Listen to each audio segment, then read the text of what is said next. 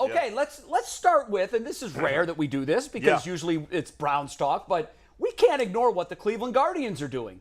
They go into tonight's game against the Minnesota Twins. We'd like to, but we can't. I don't like to. We'd like to ignore baseball like the rest if of it were up to Bull and I, it would be 2 hours of Guardians talk every day. That's true. But we know that you guys would be sleeping We'd by nod 15 off. minutes ahead of the hour.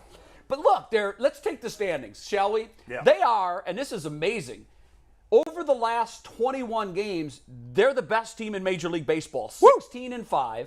They're currently 34-28. They're just a game behind the Twins in the standings, which oddly enough, they begin a 3-game series with the Twins tonight. What's changed? Oh, yeah. Okay. There's the best record in baseball. Guys, I know when you look at who they've beaten here in this run of series wins, 4 of those teams absolutely suck. Yeah. One of them's okay, and another one's really good. And they still have 6 straight series wins. Hottest team in baseball. Bull, what's changed over the last 3 weeks? A lot of things have changed. The biggest one, let's be honest, is the schedule. I mean, that's been a big part of it. But I think the back end of the bullpen, which has been great. I put up a tweet about it really since the 1st of May, but we have a graphic here. Clase and Eli Morgan, who are pitching the 8th. And really, Morgan's pitching like part of the 7th and the 8th. Sometimes he's going 2 innings. Eli Morgan sounds like a cheap whiskey. Can we agree on that? It does. Yeah. All right. The cousin of Bottom shelf. Since May 17th, 0 earned runs, That's 13 insane. hits allowed, 42 Ks in 32 innings. Even if you go back, like these guys combined, like their first 5 or 6 appearances were not great. Morgan was the first couple of weeks of the season didn't pitch well. Neither did Clase. And even if you go back to the middle of April or late April, their numbers, it's not 0 earned runs, but it's still phenomenal. That's been a huge difference. There's also been more consistency in the lineup, right? They don't have anybody putting up huge production numbers Other than besides Jose, yeah. of course. But guys have overall they've been consistent at getting on base, doing enough. And the defense has also improved. There's a lot to like about what's going on with the team right now. It kind of reminds me of 16. You talk about the back end of the bullpen. Yeah. In 16, they shortened games to 7 innings. Yes. So if you didn't jump on him before the 7th, you weren't going to score on Miller, who was, had a stretch there was in ridiculous. 16. I mean, he that's was like lights out. I still thought he should have been the closer That was in crazy. 16. But, if you hand the bullpen a lead in the 6th or 7th inning, it's a win. And it kind of feels like that again with Morgan and Clase. They're just killing it. And Morgan, he's not as dominant as Andrew Miller was. I mean, Andrew Miller for that stretch was almost like nothing we've ever seen. Yeah. Like for like a year and a half, he was 2 close years, to Rivera. It was ridiculous. Yeah. It was just absurd. But Morgan has found this niche, and the Indians/Guardians have done this with a lot of guys. And by the way, it wouldn't surprise me if eventually Morgan's in the rotation. Not this year, but at some point. He will be a starter. He will be a starter. I was at his first start last year. It was like 30 degrees and raining sideways, and he got torched early. And I couldn't believe Tito left him in there. And I was afraid of his development and his confidence and what that was going to do to him. But But look at what this is doing for his confidence. Well, it's built his confidence back up, but he's a starter. He's got starter duration. You know what this goes back to? You know who the first pitcher that struggled as a starter for a while, they sent him to the bullpen, he got himself right. It was Carlos Carrasco. Remember that? Yeah. Early in his career, he had struggles, and he got hurt, and then they put him in the bullpen at the second half of last year, or not last year, I can't remember the year now. And like in August, September, he was lights out in the bullpen, and then he went back into the rotation that next spring, and they've done that with a litany of guys now. And it's been big. And Clase right now is one of the most reliable closers in baseball. Yeah, he started off the year very shaky. He did. A lot of blows, a lot of runs, and since then he's just been lights out. Mike? A couple of interesting things about this team. First of all, going into the season, nobody predicted that they'd be here right now. No. I mean, I don't know if you did. I sure as hell didn't. I did not. No. But what we were saying was if they're going to get by, it's going to be because of their starting pitching. And we're going to have to overcome their hitting, and we're not exactly positive what we've got in the bullpen. Correct. And it's kind of gone the exact opposite. It has. Which is very Our strength has turned into the thing that we're most unsure of. Yeah. The bullpen and the hitting have been ridiculous. Yep. Yeah. But a lot of this is, I think, so much of it is enthusiasm, especially with a young team and getting the mentality that they have. And it all starts with Jose Ramirez. It's kind of weird how I feel like when Lindor left that locker room, he never had any beef with him or anything like that, but it became clear now who the leader of that and who the heartbeat of that club is. Right. And it seems like he's really embraced this, and everybody loves him, and he's here for the right reasons, and he's making less money than he could somewhere else, and he wants to be here long term because some things are more important than money, and I think that philosophy has kind of snuck through between that and having Terry Francona there, who's obviously like very similarly minded and steady as they come. I think those two things are like, I think that he's really the catalyst for so much of this. Yeah, well, we can't give him enough credit. Did you guys see the video of Jose Ramirez and Freddie Freeman's interaction? I didn't, the other day? no. It was so funny because and it's just Ramirez's personality is so infectious through the whole team. He's calling it, like he's in the dugout and like a bunch of the younger players like hanging with him because they're all hanging with him because they love him. And he calls out to Freddie Freeman, and he's like, Freddie, you're one of the best hitters in the league. I'm saying it without an accent. Right. Except for after me. After me. Right. I still have a conspiracy theory that I think has to be true. I think he speaks perfect English at this point, but doesn't want to talk to the media. He just doesn't want to. Yeah, I don't blame him. He's just like, what? You know, if you think about the distractions that pro athletes have to deal with, somewhere in the mix is media. Not for him. Yeah, no. If you watch, doesn't have it. if I watched Mexican soap operas for like 2 weeks, I would speak Spanish. I believe that. You're trying to tell me he's been here this long, I know. and he's just like, what is this post-game interview? I don't speak any of this. I'm going to go to the locker room instead. I'll get this guy out here to talk to you. Rosetta Stone. You can learn to speak the language. But I love it. That makes me, I love that grift, and it makes me respect him even more if he is doing that. I think you're right. Yeah. When I was in high school, I used to hate this.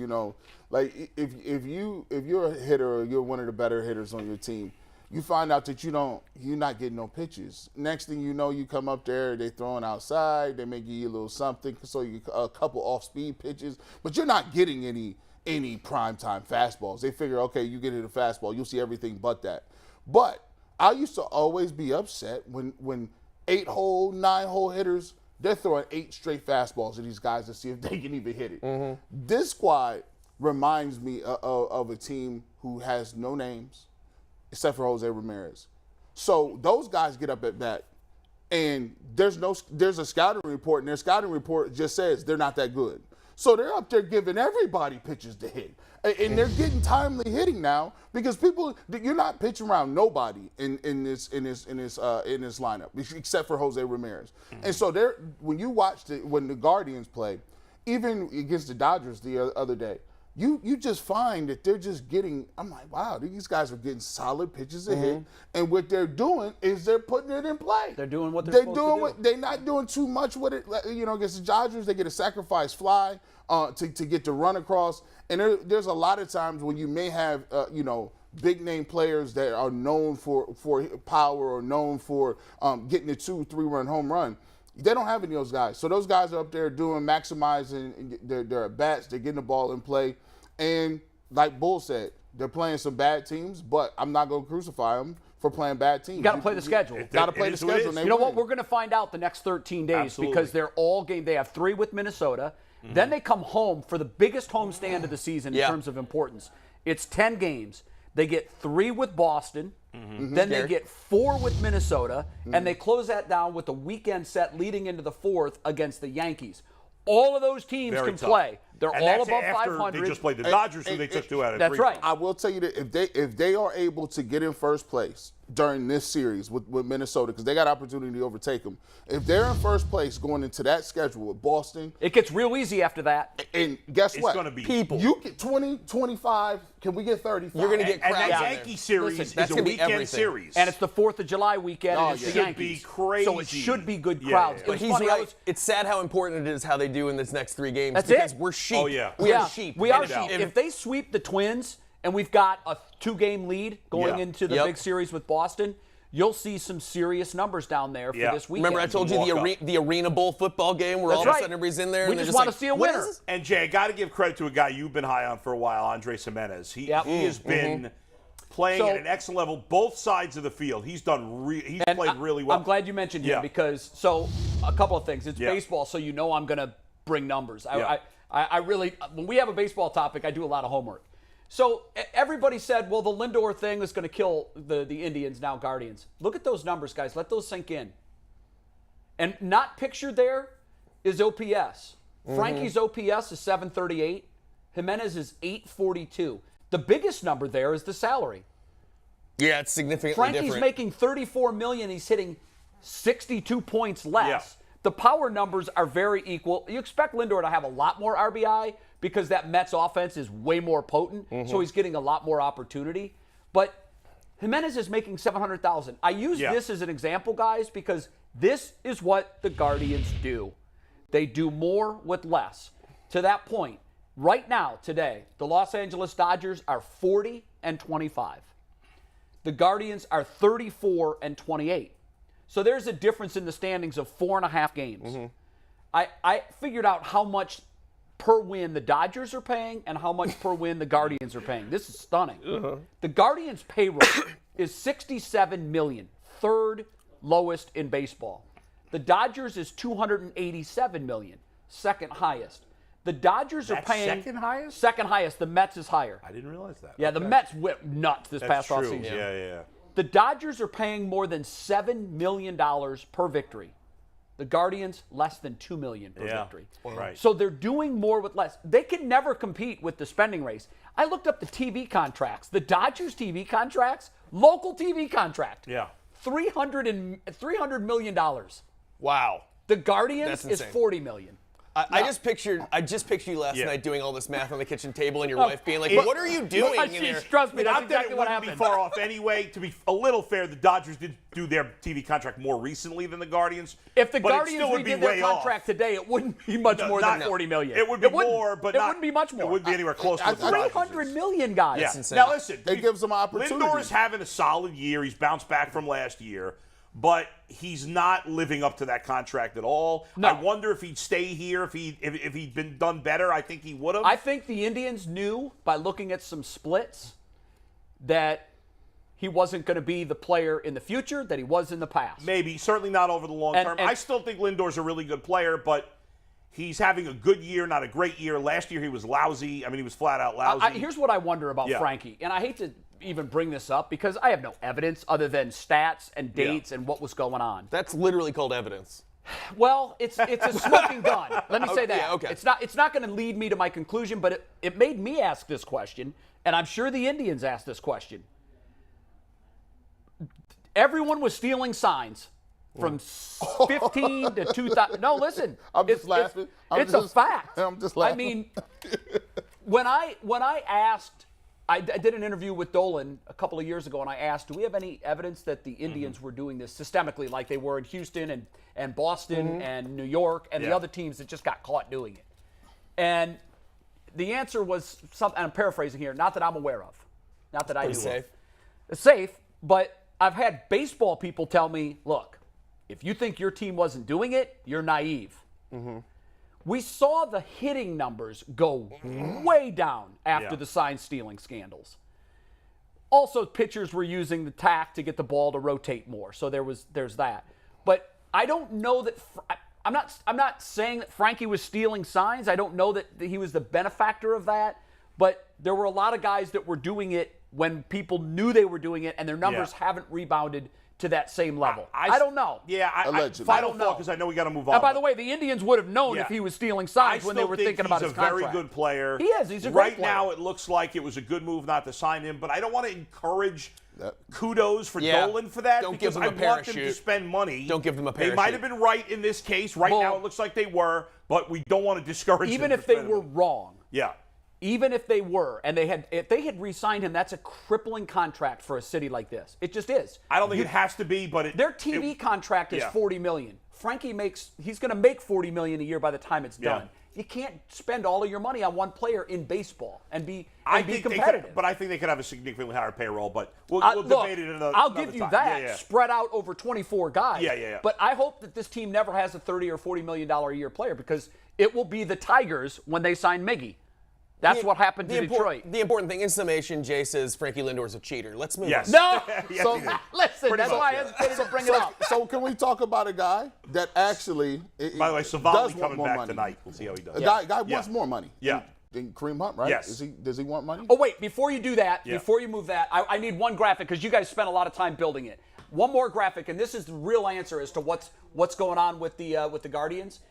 Well, I've told you early in the season that June 1st was the circle date. Yeah. It takes 2 months for Terry to figure things out. This is pre-June, by the way. So all of Pre-June. these numbers are pre-June for teams. Instead of post-June, just a little Instead of mix-up. post-June. Yeah, Yeah, that's We my like bad. just Heads up. keeping you on your That's okay. toes. Keeping you so on your you toes. can see where So they middling. were. They're a middling. couple- they just are right around 500. Yeah. Now, I didn't put 20 up there because it was COVID, and they didn't start the season until August. Right. And 21, he was gone the whole back half of the Right, season, right. so it doesn't matter. So you can see where he is pre-June 1st. Yeah. This year, they're actually, that number for this year is wrong for 2022 because they're not. This is pre-June record, Jay. Oh, yeah, This is pre-June pre. 1st. You're right. Let's You're see. right. These are you're right. numbers you sent me. Yeah, no, you're I right. only messed Nope. up the pre and post. You're Don't right. worry. Nope, yeah, okay, you're right. Can we see the post? So now Let's let's see look the at the post. post-June 1st. Yeah. Look what he's done after June 1st, guys. that's remarkable. Amazing. I mean, I don't know what it is other than the Tito factor. He figures out what he has. Yeah. He figures out who works best in which slot, and he's like a savant doing a Rubik's Cube. Yeah. That's a good And stat. They still need to. I don't think we can get over carried away with how well they've played lately. They still need additions. They do, and they'll be buyers at the trade One deadline. guy that may horrify Guardians fans to see, who I think the Guardians should be aggressive on, a rental player, Yeah? is Wilson Contreras from the Cubs. Yeah, What nah. a difference he would make at Yeah. catcher. Yeah, they're not going to do it. I know just they saw don't go- they just called Naylor's brother up from AA to AAA. Wilson Josh Contreras is one of the Naylor's best brother. catchers in baseball. I know he is, but Yeah. I'd be stunned if they did that I would because be they've stunned got too. two good catchers in the pipeline. but it's a excuse one, me, but he's Josh- a rental. It's 1 year. I know, but they've Go got for it. guys under long-term control. Josh Naylor's brother Yeah. was just called up from AA to AAA. I know it's AA. Bo. Yeah. His no, numbers, it's Josh Naylor's brother. His numbers in AA are insane. Average, power, Yeah. RBI. Not to say it's going to translate, but the fact that they called him up to AAA tells me that if he progresses like he has at AAA, Yeah. they won't make a move for a catcher. In August, they'll just call We'll him see. up. They should.